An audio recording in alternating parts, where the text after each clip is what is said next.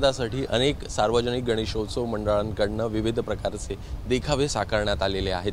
मी सध्याला आहे काळाचौकी परिसरामध्ये आणि काळाचौकी परिसरातीलच काळाचौकी महागणपती आपण सध्याला पाहतो आहे।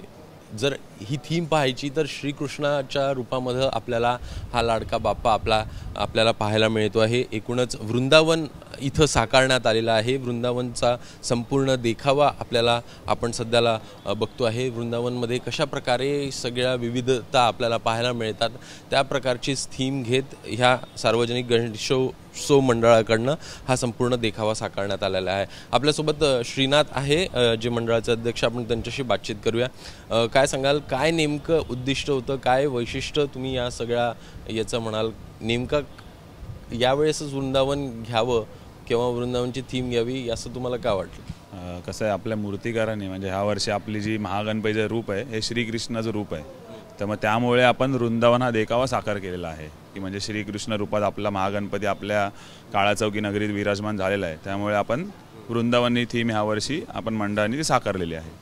दुसरीकडे पाहायचं तर 24 फुटाची संपूर्ण मूर्ती पाहायला मिळते आहे। जर का ही गल्ली पाहायची तर अरुंद अशी गल्ली आहे। कशा प्रकारे तुम्ही या सगळी मूर्ती वगैरे आतमध्ये आणता?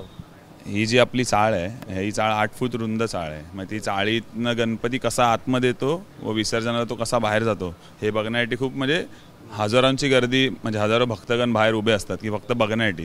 ह्याचं श्रेय पूर्ण मूर्तिकारच आहे की म्हणजे आपले जे कार्यकर्ते आहेत ते त्यांना एकदम माप देतात, म्हणजे पूर्ण चाळीचं जे माप आहे की म्हणजे एवढं कमी जास्त, तर ते मूर्तिकार त्या पद्धतीनेच मूर्ती साकारतो की म्हणजे ती मूर्ती आतपर्यंत तशी येईल आणि विसर्जनाला ती बाहेर त्या प्रकारे नीट जाईल।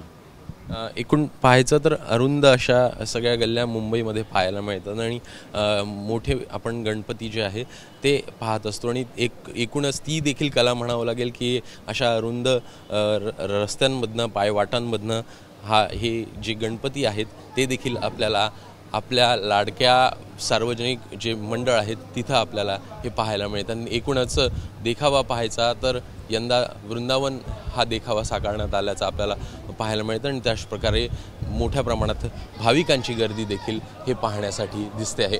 कॅमेरामन प्रशांत मानेसह अभिषेक ठाळ, एबीपी माझा, मुंबई। एबीपी माझा, उघडा डोळे बघा नीट।